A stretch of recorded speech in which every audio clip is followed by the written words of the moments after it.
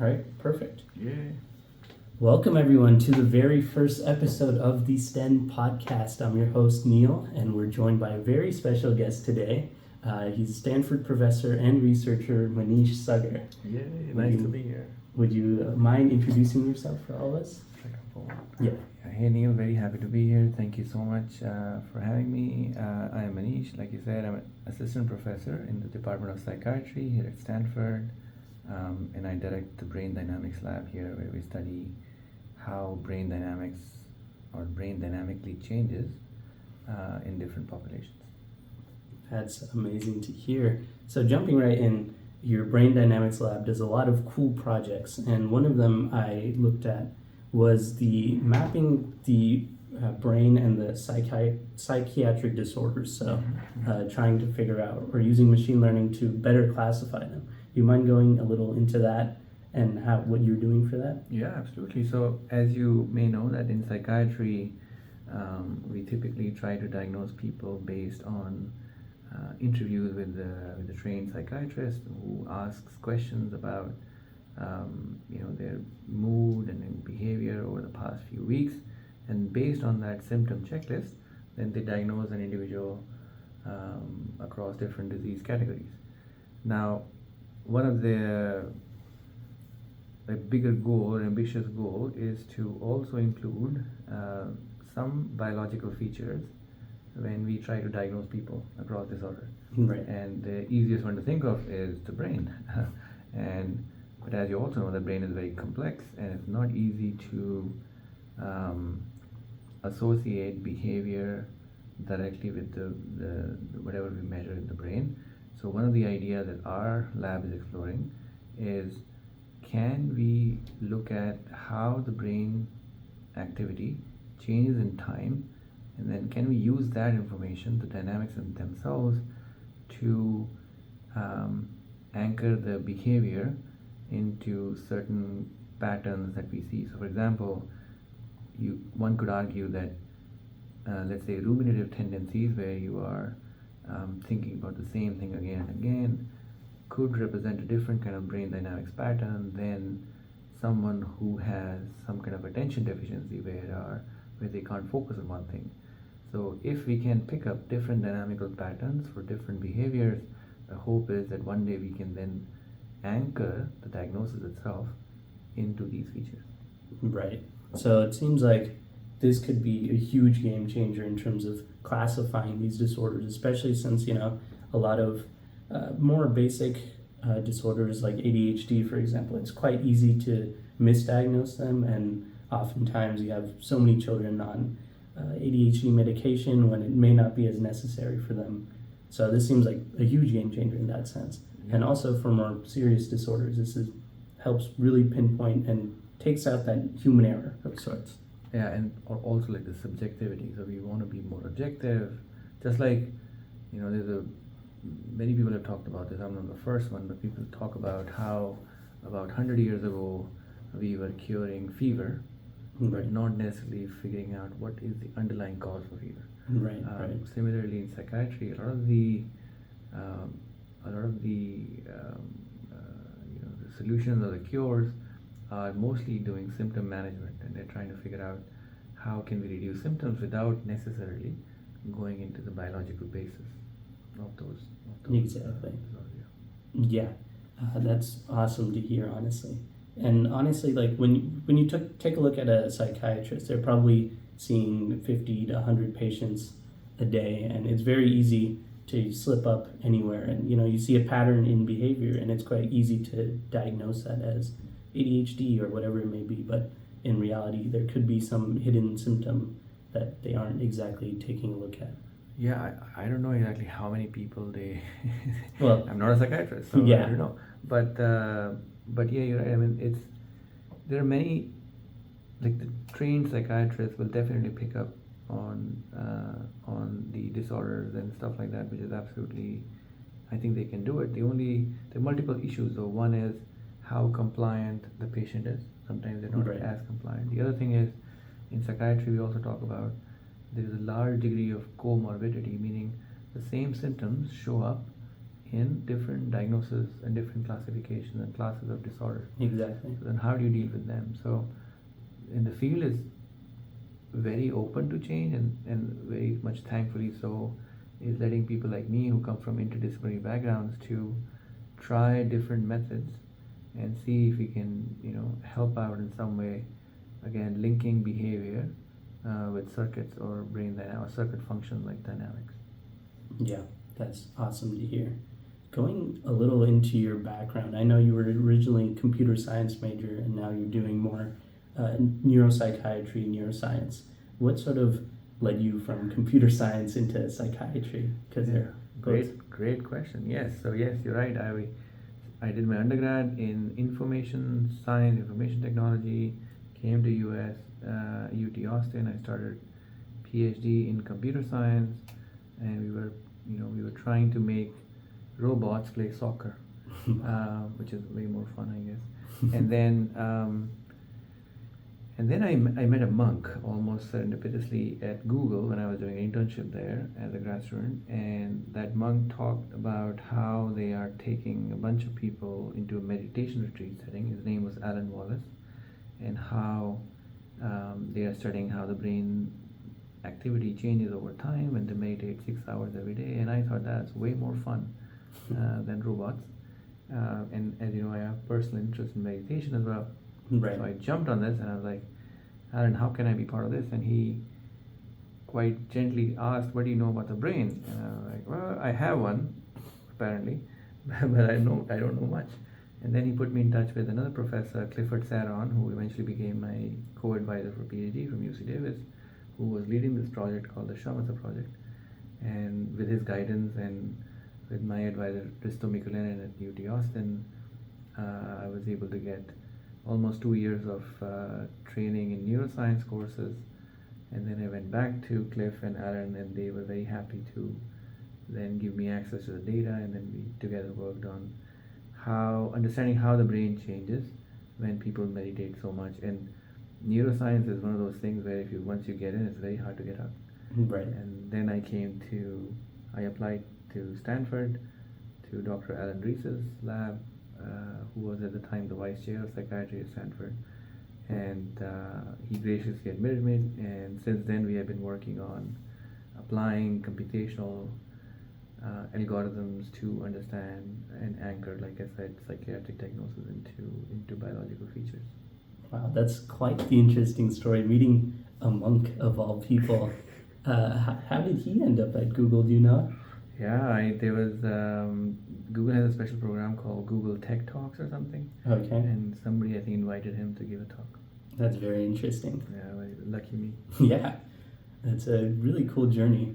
And so now you're doing psychiatry or neuropsychiatry and all of this. What exactly would you say has been the biggest change or biggest motivator now that you're in a completely different field? Are you still working with computer science, or do you think that neuroscience is more of your specialty now? Yeah, I don't know where I am anymore. I'm like this person with no country in some ways, but or no field. But yeah, it's a mix of computational or computer science stuff with neuroscience, with psychiatry. And what motivates me the most, I guess, is the challenges that we have. And I remember one of the amazing things my postdoctoral advisor, Dr. Rees did, is every now and then he would, when I was a postdoc in his lab, every now and then he would ask me to, say hi to one of his patients. Okay. And when you see these young kids, and he mostly dealt with neurodevelopmental disorders, and when you see these kids and you meet their caregivers, that gives you a different viewpoint. That back at Google, I was very happy, and I, at least when I was doing internship, it was a lot of fun. But in a way, I was helping people click on ads, and whereas here, which is fun too, and I'm sure it's a very useful thing to do. But here the goals are very different and the impact could be very different, not necessarily big but different, and that excites me. Right. Yeah, I completely understand that your line of impact, it could be much greater, especially at least with this first project that we were talking about. Yeah. I feel like that could make a huge difference in medical communities. Only if you're successful, or whatever we learn, I guess. Right. I think any sort of things that you learn from this could be super useful. Yeah, hopefully. Yeah. In terms of the brain dynamics lab, you mentioned you're using some sort of computational methods in addition to your neuroscience. So, what sort of technologies are you currently working with? Yeah. So, two main method types that we use. One of them is essentially more of machine learning or manifold learning. So, trying to understand how can we better visualize brain dynamics and brain functioning into something that is more interpretable and it's easy to grasp. So as you know, if you collect data from any brain imaging device, fMRI or EEG or whatever, you have a very high dimensional data. Right. And these high dimensions over time, so it makes it very complex to make sense of it. So one way is just to mean or take average or do some kind of basic stats to then summarize the data some way, which is great, which gives us a huge handle, but then you skip on dynamics.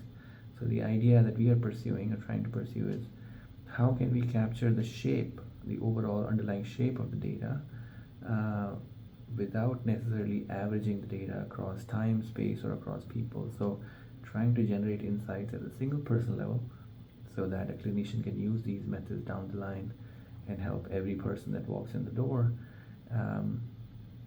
And to do that, we're using this branch of math called topological data analysis, TDA. And so we use tools from that branch and adapt them to visualize higher order dynamics into a low dimensional embedding that you can visualize as a graph. The other approach we do is we're trying to work on the tool set comes from dynamical systems. So can we simulate the brain functioning, not perfectly, but to some aspect of it, so that we can see if we make changes in that simulation. For example, you can imagine that,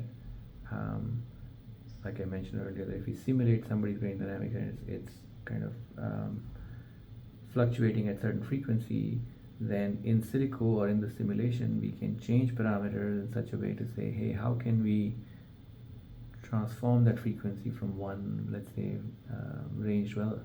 And so you can basically try a lot of things in silico before ever trying it out on a human. So these are the two main approaches that we use.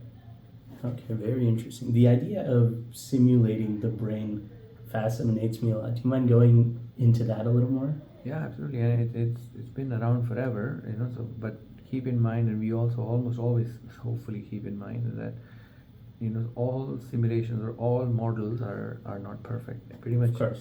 every model is wrong. The only thing is how, and some are useful, some is a famous saying by some big guy, but some models are useful. And so the idea is how can we learn something about the brain by looking using these mathematical models. So dynamical system equations, like some kind of ordinary differential equations, allow us to simulate the brain activity, and then we try to capture certain features of real data in the simulated space. So let's say functional connectivity or connectivity between brain regions.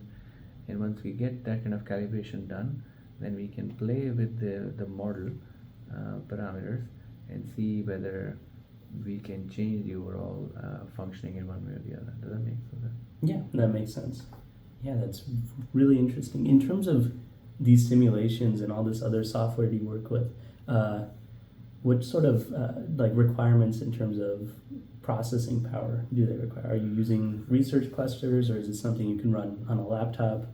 Yeah, no, a lot of the stuff we do is run on Stanford clusters, the Sherlock clusters we call it here at Stanford. Okay. High performance computing, and but laptops are getting more and more powerful. So eventually, yes, you can run them on laptops as well, I guess. But because we are trying to also look at population, like a large population of patients or healthy individuals, anywhere from like 100 to 1,000 to 10,000 people, we kind of have to rely on the high performance computing. Right, right.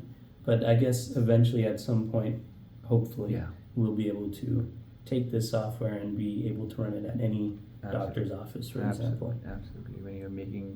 Hopefully when you're making kind of decisions based on a single person, we should be able to compress that information so you can apply it in local clinics down Right, the line. Yeah. right. In terms of, since you're focused on AI and psychiatry and those things, what are your thoughts on chatbots and their helpfulness in the medical community? Yeah, I guess specifically here I've written like therapists. Yeah. There's a very good friend of mine. I should remember the name of good friends, I guess. Ali, if I remember her first name right, she and Andrew Ning, the famous machine learning expert. Yeah. I think he's also involved in that project, or at least initially involved.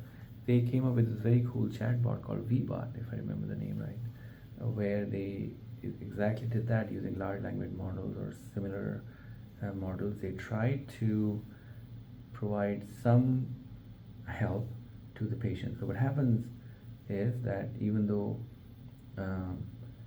we have a large, at Stanford for example has a large psychiatric hospital and clinics, and in US in general we have a lot of that, but the typical duration that or the time I guess that a person has to wait to see a doctor is unacceptable in Right. US and all over the world. So chatbots kind of can come in between and maybe help out with that aspect, that they can reduce, and somebody can hopefully with some human in the loop, they can intervene much sooner than a typical psychiatrist can, given that there's a large demand and not enough supply. Right. So sort of to bridge that gap, not necessarily replace. And do you think they could ever replace? Because I feel like, in my opinion, the human connection is obviously a lot more valuable. Sure, your chatbot can do everything perfect to whatever techniques there are. Yeah. But I think the human connection. Yeah, absolutely. I think you definitely need a human connection, and we think that we only communicate verbally, but a lot of times or a majority of our communication is non-verbal. And when you have, it's like, a lot of things get lost in translation from your thoughts to whatever you can type, and the chatbot can only understand whatever you're typing. So maybe down the line when you have multimodal chatbots which take multiple modalities, maybe it can become easier. But at least the basic language models, I think, they're much more limited in terms of the help, and in many ways, I mean, like you said, a human connection, and a lot of the patients don't like the aspect that they are, or they want a safe space, and sometimes that can only be created when you have another human sitting in the room as opposed to technology. Yeah, exactly. And I feel like you mentioned the lost in translation. A lot of people will probably hold back when they're writing out their thoughts just because, and maybe it's not as, they're making it more dramatic than they seem or something like that. And so there's a lot more uncertainty versus being able to express yourself, your tones and all of that really help solidify what you're trying to convey. Yeah, absolutely. Yeah. Going more into, you have a lot of awards and recognitions. And do you have one that stands out to you or that you remember the most? Apparently I don't have enough, but just kidding. I'm very grateful for everything. And the award, I think the one of them that I probably remember the most and I love the most is the Innovation Award I got from NIH. It's called New Innovator Award from the NIH Director's Office, and this is one of those awards where when you apply, you basically write an essay describing what big problem you're trying to solve, which is typically so risky to solve that a typical NIH mechanism will never fund you. Okay. However, nonetheless, it is very highly rewarding if you get successful. So back in I think 2017 or 2018, I applied for this award, and I basically, whatever I just said about how brain dynamics can be used to anchor psychiatry into biological features is what I wrote as an essay, and I was surprised myself when I got it. So, but that funding is amazing, and that has really helped launch our lab. Okay, so this is sort of the starting point of this whole brain dynamics lab. I guess, yeah. Yeah, that's really cool to hear. I guess now we can go into this little bit that I've had planned. Yeah. I'm going to be showing you a bunch of random, or 3 random studies, Sure. like very random in terms of what they're trying to achieve. Yeah. And I just want to see what your reactions on them are and what you think about them. Okay. So, let's pull up the first one.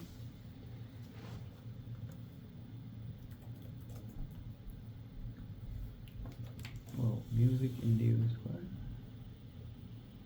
One sec. Here we go. Music induced context preference following cocaine conditioning in rats. Oh my god, what is it about? So the abstract basically goes into, they take rats, they have a control study whether they prefer listening to music or not. Oh wow. And then after that control study, they condition them with cocaine, Interesting. and they find out now whether they prefer music, and then On what kind of music? what kind of music. So they try Miles Davis versus Beethoven. Wow, and what did they find? So They did find, once they were conditioned with the cocaine, that they liked listening to Miles Davis, I believe. Interesting. Yeah, they started preferring Miles Davis. As compared to Beethoven. Yeah. Wow, that's very fascinating. And actually, I don't know much about Miles Davis, but what kind of music is it? Is it instrumental or? I believe he's also, let me take a look, I'm not quite sure. He's a jazz trumpeter. Oh, I jazz, think. of course. Jazz is way more fun. I think this study makes perfect sense. Yeah. But yeah, they initially they preferred silence actually, or Beethoven. But then after they had cocaine, they enjoyed Miles Davis. That's very fascinating. And what did they say? Sorry, I'm asking you a question. What did they say about, like, why did that happen? I don't know if they gave a reason behind that. It was probably obviously their altered mental state. Yeah, and I'm guessing with cocaine, maybe their reward system got altered in some way. Maybe it's more active now, and maybe jazz music made it even more fun. I believe it's just because the jazz music is more stimulating. So because of that, they enjoyed Miles Davis more. Makes sense. So they altered the brain state in a way that they are enjoying more stimulation. That makes sense. Yeah. Cool study, man. Mm-hmm. I guess I'm trying to get insight out of this. It's very silly, but comparing this to humans, how do you think this like applies for addiction and behavior in humans? How could you? Wow, this is definitely not my area, but how can this apply? So I guess, I don't study cocaine, but I guess, yeah, this is very fascinating. Like, our music preference changes based on our mental state. I think that makes sense. Like, when you're sad, you want to listen to a different kind of music. When you're happy, you want to listen to upbeat music and stuff like that. So it makes sense. But I guess for humans, you can maybe think about, especially from the psychiatric perspective, and there are some studies, I think, I remember seeing somewhere that we talk about how music can alter the mood.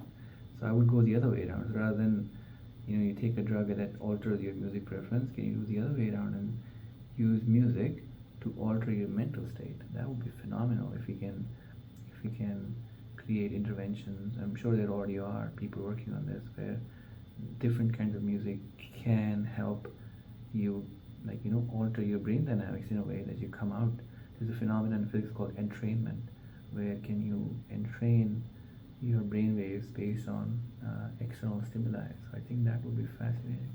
Yeah, I definitely think music helps with your mental state, especially, you're in a good mood, you're going to listen to good mood music and all that sort of thing. It gets you out of it, gets you pumped up, it gets you motivating music, and make you go to the gym even if you don't want to. Exactly. Yep. All right, so now we'll take a look at this second study. It's called From Fish Out of Water to New Insights on Navigation Mechanisms in Animals. And that seems fancy, seems very simple, I guess. But what they did was they gave goldfish, or just fish in general, the ability to drive a car. Whoa. It's a specially designed car. They take the position of the fish in their tank Yeah. and they let them drive this vehicle. They called it a fish operated vehicle, FOV. Very cool. And they studied exactly what they did on land, how they drove around, and all of that. Wow. So the fish is in a tank, Yes. and the way the fish is traversing in the water is somehow mapped onto a vehicle outside. Yeah. And wow, very interesting. What did they find? They found, so they essentially train these fish because obviously initially they don't have any idea what they're doing. Yeah. But after a couple sessions of driving this vehicle around, they were able to navigate, and they are fairly smart at navigating as well. Wow, fascinating. Yeah, they can overcome environmental manipulation. That was the most interesting part. Brilliant. So, Wow. despite the fact that they're in a completely new environment, they can sort of adapt to it. Obviously, they're still in their tank, but now they're navigating a completely new area. This is really fascinating, and this gives you the example that how can we learn across species. Exactly. Brilliant. Yeah, and a lot of the time, as you may know, also like in neuroscience, we work with animal models, which are much easy to control for everything we want to do, obviously ethically, and then we try to map those results back to the human brain, and sometimes it's easier, sometimes it's not, and a lot of this research now goes into how can you bridge these cross-species findings. Right. So I think this navigation, for example, humans navigate, and apparently a lot of the species navigate as well. And if you can maybe using this kind of experimental manipulation, link the human navigation with the fish navigation, and then do some intervention in fish navigation to see how that translates into the way humans navigate, that'd be fantastic. Love it. Right. And like you mentioned, we do a lot of animal testing. I think the most popular is obviously rats. Yeah. And I think, if I'm not mistaken, monkeys are sometimes used as well. Yeah. You know, closer to us in evolution, yeah. Elon Musk doing the Neuralink chip with monkeys, or now he has a actual human patient. But what are your thoughts on Neuralink? Well, Neuralink, from fish to Neuralink. Okay. It's a bit of a jump. Yeah. No, of course, I mean, they're doing some amazing work. I don't know exactly the science or the work they are doing. I'm not familiar with it, but at least from what I can gather from the news articles and stuff, it looks really cool. I think one of the guys who was like fully paralyzed or something, and they were able to give him the ability to, I think, move around. That was fantastic. And that's the kind of innovation and futuristic thinking you need. And at the same time, when you back it up with like strong research, I think you can have amazing benefits. Yeah, I saw some of the demos. I think there was demos of like chimpanzees, I think, playing video games with just their brain. I think it's Pong that they were playing with just their brain, which is very cool. It's almost hard to believe that it exists, like Maybe this sort of technology. 10-20 years down the line, it'll be like count. Exactly. Very cool. Yeah. And this final one is, honestly, it's a super silly study. It's called Blueberry Earth. I don't think we're going to get anything from this. But essentially, they're discovering, what if the entire Earth was replaced with an equal volume of blueberries? Wow. That's a study? Yes. And I don't know why it exists, but they do some basic... And do they ask people questions about what happened? They do, using physics, they do a little basic breakdown of what would happen. Wow. How do you find these fancy things? I was looking around on random papers and stuff, and I came across this, and I was like, what the heck is going on? Wow. But yeah, they talk about how they go into the density of it and compression and all the atmosphere, and basically the atmosphere would definitely become thicker than Earth, and there would be much more heating and boiling. Wow. And high pressure ice would form deep within the blueberry pulp, Amazing. creating a dense ice core. This one is, I don't know if it's very relevant at all, but it's interesting, it's like a lot of the times, so as part of the design, I'm also part of design school at Stanford, and a lot of things we do there are like these what if scenarios where you completely and utterly dismantle all your assumptions and you have to like think about something completely different. It's a great exercise for the brain and to enhance creativity. So if nothing else, it's a fun thing to do. I think we should do things like this more often to kind of kick your brain and make it think, challenge every assumption and think of completely different stuff. I love it. Pretty cool. Yeah, I've actually read about that, the exercises you do where you just ignore all previous assumptions. That's super interesting to me. Ignore and question. Yeah. Don't take them for granted. Exactly. Absolutely. Yeah. Well, I think we can wrap up now. That's all that I have for today. Thank you so much for joining me. This was really insightful. If you have anything that you're working on right now that you want to shout out or anything of that sort. Yeah, thanks so much for having me. It was really fun chatting with you, Neil. And what are we doing these days? So we're doing a bunch of stuff. We are trying to most recent work that we're trying to do is actually to look at how meditation can, only 10 minutes of meditation a day can help improve mental health and well-being, and you were at least partly involved in that work as well. Right. So that's something I'm really excited about.